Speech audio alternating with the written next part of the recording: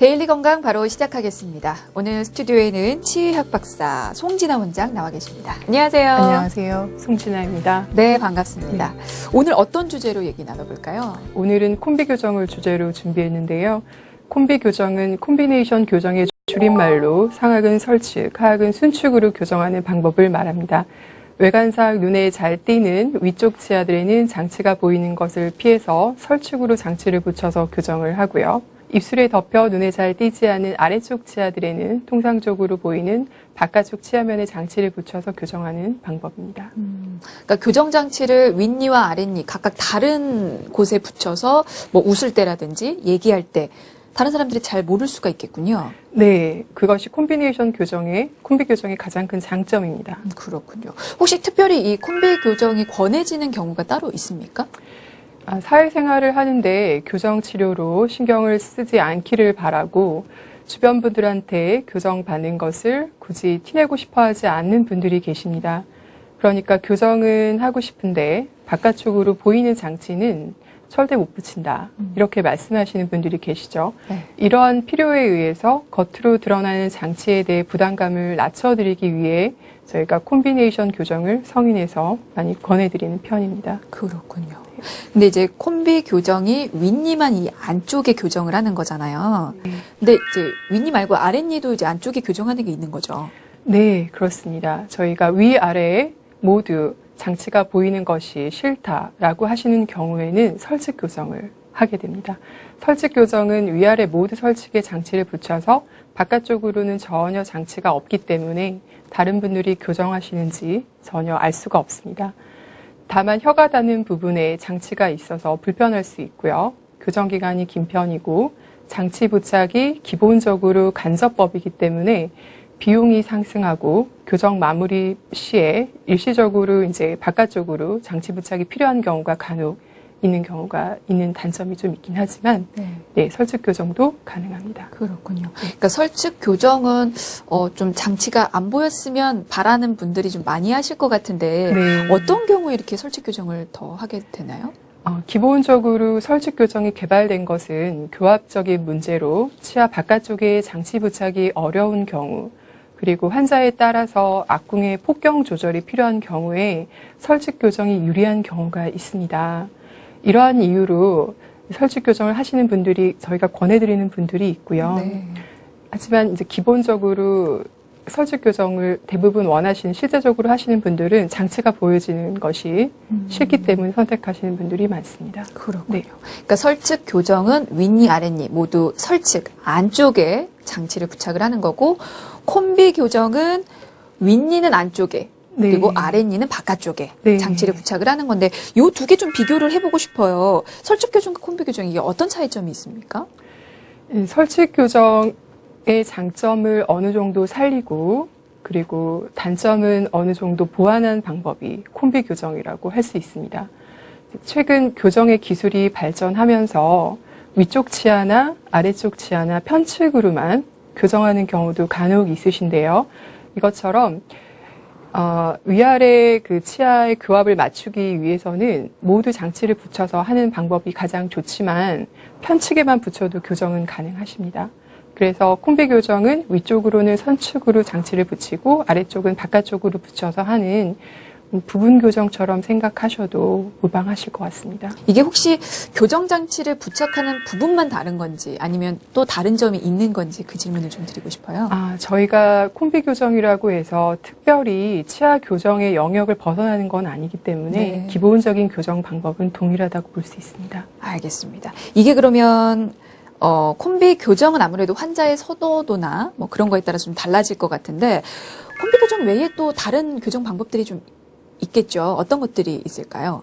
콤비 교정이라고 해서 특별한 것은 없습니다. 교정 치료는 정상 교합을 획득한다는 기능적 측면도 있지만 심미적인 치료와 맞물려 있기 때문에 순축 장치로만 교정하는 방법에도 여러 가지가 있는데요. 거기에 환자들의 선호 그리고 간혹 환자의 교합적 문제로 인해 순축의 장치를 붙일 수 없는 경우에 고안된 교정 방법이 콤비 교정입니다.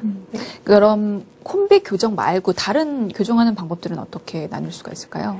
교정 치료를 나누는 분류에는 여러 가지가 있습니다. 붙이는 장치에 따라서 나누기도 하고요. 교정하는 스타일의 분류로 또 나누기도 하고, 순축 교정, 콤비 교정, 그리고 앞서 얘기한 설치 교정, 크게는 세 가지로 나눌 수 있을 것 같습니다.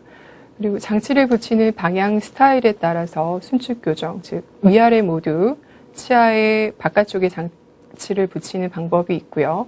설치 교정, 위아래 모두 설치계 교정 장치를 붙이는 방법이 있습니다.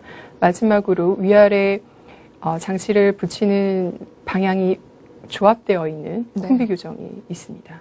그러니까 장치를 붙이는 부분에 따라서 분류가 되고, 그리고 장치의 종류에 따라서도 이게 나뉘는 거죠? 네, 장치의 종류에 따라서는 메탈 브라켓과 크게 세라믹 브라켓을 나눌 수 있겠습니다. 메탈 브라켓도 이제 종류에 따라서 일반 메탈인지 간혹 골드 브라켓을 쓸 수도 있고요. 그리고 세라믹 브라켓도 치아 색깔 나는 브라켓인데 간혹 레진 브라켓을 쓸 수도 있습니다. 그리고 또 결찰의 방법에 따라서 메탈과 세라믹과 모두 자가 결찰 형태의 브라켓이 있고요. 그리고 일반적으로 결찰이 필요한 브라켓이 있습니다. 네. 이게 장치 종류가 상당히 여러 가지잖아요. 네. 그러면 어떤 거 선택할지 좀 잘 감이 안 올 것 같은데, 이게 선택 기준이 따로 있습니까? 네, 교정 장치의 종류가 크게 교정의 방법에 영향을 아주 크게 좌우한다고 보기는 어렵지만, 일단은 선택의 기준은 환자분이 진단을 받으시고, 그리고 나온 치료 계획에 따라서, 그리고 또 환자분의 요구에 따라서, 그리고 교정 기간 동안 환자분의 교합 변화 등을 고려해서 가장 적합한 장치를 의료진이 권해드리게 됩니다. 대부분은 순축 장치를 붙이시는 경우가 통상적이고요. 이제 그 중에서 치아 색깔 나는 장치를 선택하시던지 금속 장치를 선택하시게 되실 겁니다. 이제 다른 분들의 시선이나 관심을 많이 받고 싶지 않은 경우에, 혹은 결혼을 앞둔 신혼부부나 사회적 지위가 있어서 교정장치가 보이는 것이 싫다고 강력하게 말씀하시는 경우 1차적으로 콤비 교정, 2차적으로 설치 교정을 권해드립니다. 그러면 이게 장치 종류를 선택할 때 상당히 전문의와 얘기를 많이 오고 가야 할 것 같은데, 이게 장치는 요즘에 선호되는 장치도 따로 있을 것 같거든요. 어떤 게 있습니까? 콤비 교정을 하신다고 하시면 아래쪽을 세라믹 장치로 보통을 선택하실 수 있는데요. 이런 경우 또 금속으로도 붙이실 수 있고요. 일반 브라켓, 결찰이 필요한 일반 브라켓으로 붙이실 수도 있고, 자가 결찰 브라켓으로 붙이실 수도 있고 해서 4가지 경우가 있을 수 있습니다. 요즘은 설치 교정 장치도 일반 결찰보다는 자가 결찰 형태를 많이 선택하게 됩니다. 장치를 어떤 것을 붙이실지는 담당의와 상의하셔서 자신에게 그 적합한 장치를 추천받으시면 되겠습니다. 그렇군요. 네. 본인에게 적합한 교정 방법이라든지, 네. 그리고 교정 장치 종류도 본인에게 맞는 걸 선택하셔야 성공 확률이 높아진다는 점 다시 한번 말씀을 드리도록 하겠습니다. 자, 이번에는 콤비 교정이 가능한 그 범위를 좀 알고 싶어요. 원한다면 모두가 이 콤비 교정을 다 할 수 있는 건지 그게 궁금한데요. 네, 대부분의 경우에는 콤비 교정이 가능합니다. 비발치로 교정하시는 경우에는 대부분 가능하다고 생각하시면 될 것 같고요. 네. 발치로 교정하시는 경우에 일부 유리하지 않은 경우가 있을 수 있습니다. 하지만 불가능하지는 않고요. 교정의 이제 테크닉을 좀 써서 교정 중 그 부가적인 장치를 이용하거나 발치의 시기를 조정하거나 장치 부착을 나누어서 좀 전략적으로 하는 방식으로 변형을 해서 어느 정도 치료를 진행하시는 데는 무리가 없습니다. 위치아의 설축으로 장치를 붙여야 할 부위에 바로 아래치아가 교합이 돼서 장치 부착이 어려우신 경우에는 이제 순서적으로 먼저 아래쪽 교정을 진행을 해서 어금니 교정을 좀 진행을 하고요. 그 이후에 순차적으로 위쪽 치아를 교정을 들어가는 방법으로 교정을 진행해서 가능하십니다. 이제 본래 교정 치료는 환자분이 가지고 있는 교합이 워낙 다양하다 보니까 어떤 분은 오히려 콤비 교정이 유리하신 분도 간혹 있습니다. 환자마다 다른 개별적인 교합을 고려해서 장치를 붙이고 교정하는 것이 전체적인 교정 치료라고 볼 수 있습니다. 그러니까 한마디로 뭐 원한다면 뭐 가능한 한 많은 분들이 좀 이 콤비 교정을 할 수 있다라는 그런 말씀이시는데 네. 이 콤비 교정은 교정 전에 혹시 주의할 사항이 따로 있나요? 있다면 어떤 게 있을까요? 네, 콤비 교정이라고 해서 특별히 주의하실 것은 없습니다. 그냥 편하게 오셔서 장치를 붙이시고 시간이 지나면 자연스럽게 치아가 이동하게 됩니다. 이제 다만 교정을 시작하기 전에 의사가 가장 바쁜데요.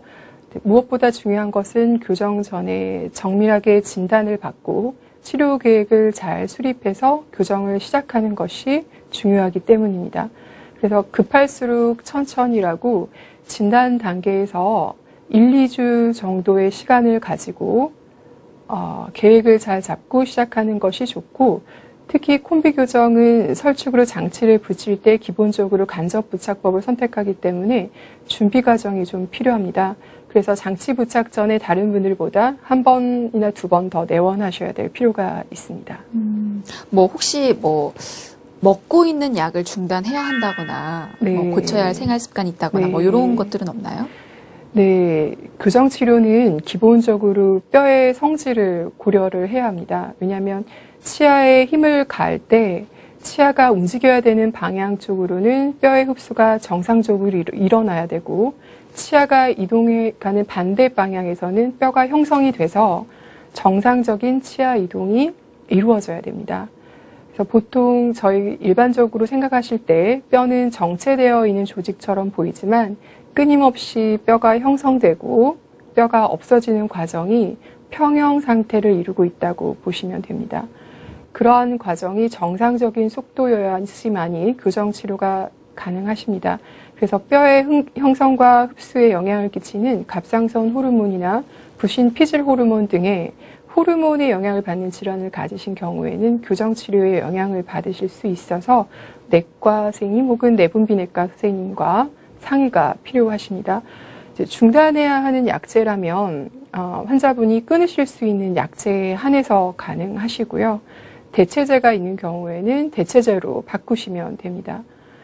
그리고 그 외에도 가능하시면 입으로 숨을 쉬는 구호흡이나 편축으로 식사하는 습관, 그리고 딱딱한 음식을 즐겨 드시는 습관 등을 교정 치료 전에 피해 주시면 좋습니다. 이게 치아 교정이라고 해서 치아만 교정하는 줄 알았더니 본인이 가지고 있는 병력이라든지 네. 복용하고 있는 약 종류도 다 그러면 알려드려야 되는 거네요, 상담 중에. 네, 그렇습니다. 네. 알겠습니다. 그러면 이제 어떤 과정을 거쳐서 이 콤비 교정이 이루어지는지 네. 그 진행 과정도 좀 알려주시죠. 먼저 환자분께서 오시면 기본적인 임상 검사와 방사선 검사, 그리고 저희가 획득하는 진단 자료들이 있습니다. 그걸 수집해서 자료 분석과 진단이 이루어지고요. 그리고 1, 2주 이내에 저희가 치료 계획을 환자분께 설명드립니다. 그리고 장치 부착 전에 환자분이 한 번 더 내원하셔서 인상을 체득해서 장치 부착을 좀 준비를 하고요. 그 다음번에 내원하셔서 장치를 붙인 이후에는 장치 관리를 하실 수 있는 양치질 교육법 등을 해드리고, 그리고 그 이후에는 3, 4주 아니면 3주에서 5주, 6주 간격으로 내원하셔서 교정 치료를 받으시고, 그리고 저희가 스케일링 등을 통해서 잇몸 관리를 주기적으로 해드리게 됩니다. 그리고 교정이 마무리되시면 그 후에 장치를 제거하고 이제 최종적으로 유지 장치를 입안에 끼게 되십니다. 네. 유지 장치를 끼는 게 마지막인 거죠? 네. 이게 저는 하루 만에 뚝딱 끝날 줄 알았더니 아니네요. 몇 주는 또 내원을 하셔야 되는 거고. 그러면 이게 사실 교정하면 교정 기간이 상당히 오래 걸린다고 알고 있는데 네. 콤비의 교정은 어떻습니까? 교정 기간이 뭐 마찬가지로 긴가요? 네, 교정 기간을 좌우하는 것은 환자분의 교합적인 문제가 가장 1차적입니다. 교정 치료는 치아를 원하는 위치까지 원하는 각도로 움직여야지 끝나는 치료입니다. 치아 교정 전 치아 상태에 따라서, 그리고 교정하는 방법에 따라서 교정이 완료되는 시기가 달라질 수는 있지만, 교정 치료는 짧게는 1년에서 1년 반, 길게는 3년 정도가 소요되고요. 더 이상 길게 교정하는 것은 좋지는 않다고 봅니다.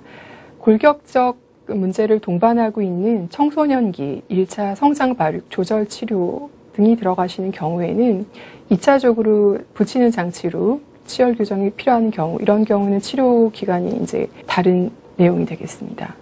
3년을 넘기면 좋지 않다라고 방금 말씀을 하셨는데 네. 교정 기간이 3년을 넘으면 혹시 다른 문제가 생기기 때문인가요? 교정 기간이 늘어난다고 해서 특별한 부작용은 없지만 치료를 받는 환자의 피로도가 증가하고 의사에 대한 신뢰도가 좀 낮아질 수 있고 또 교정 치료에 대한 협조가 낮아진다는 임상 결과가 있습니다. 예, 또 장치를 부착하고 너무 오래 있다 보면 구강 관리가 잘 안 될 수 있기 때문에 오히려 충치나 잇몸 질환 등이 더 생기시는 경우도 있습니다.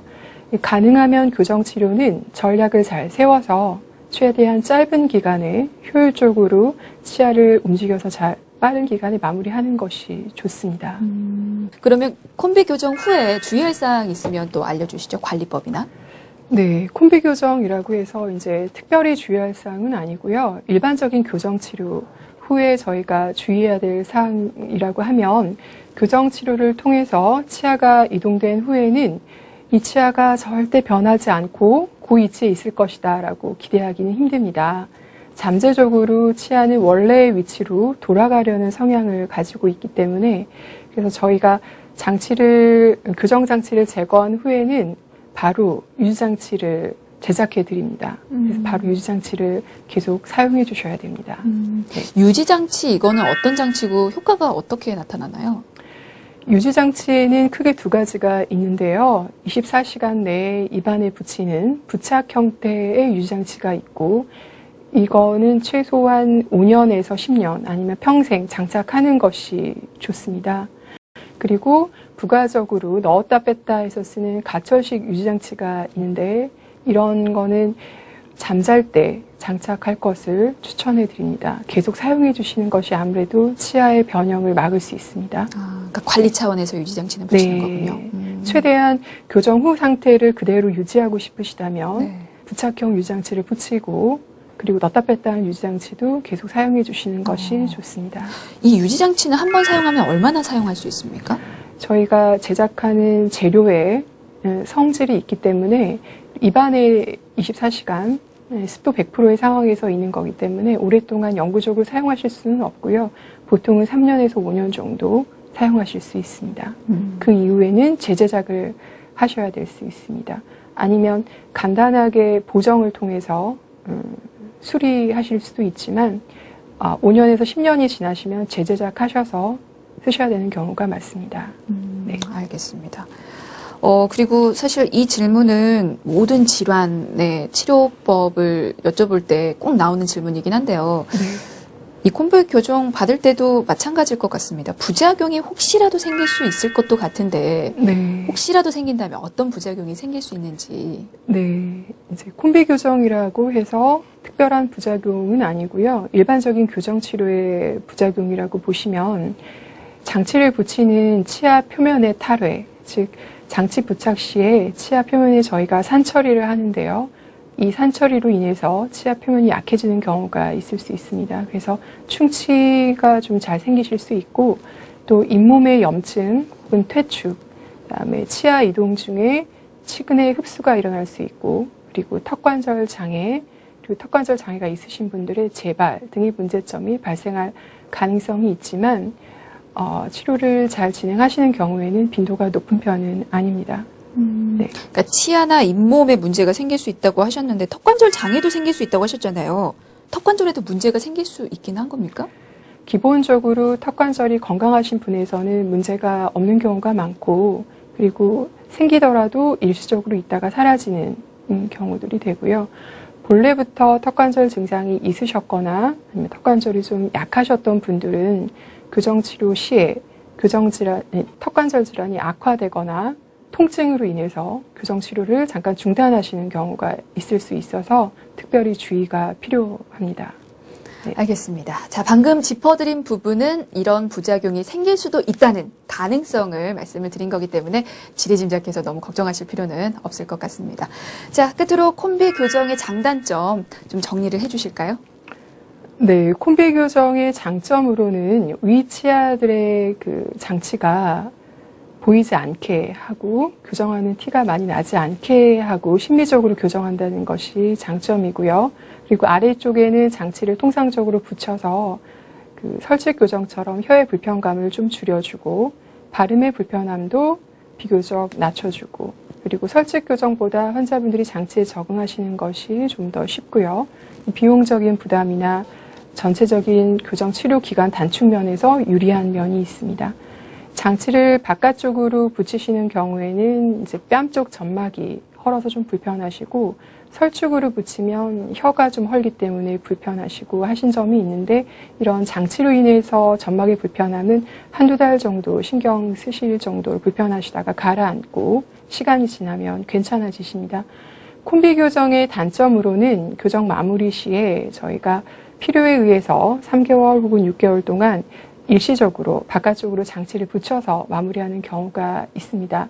일반 교정에 비해서 치료 기간이 좀 더 길어질 수 있고, 직접 장치를 붙이는 교정법이 아니고 기본적으로 간접 부착 교정법을 이용하기 때문에 비용 부담이 좀 높은 편이 있습니다.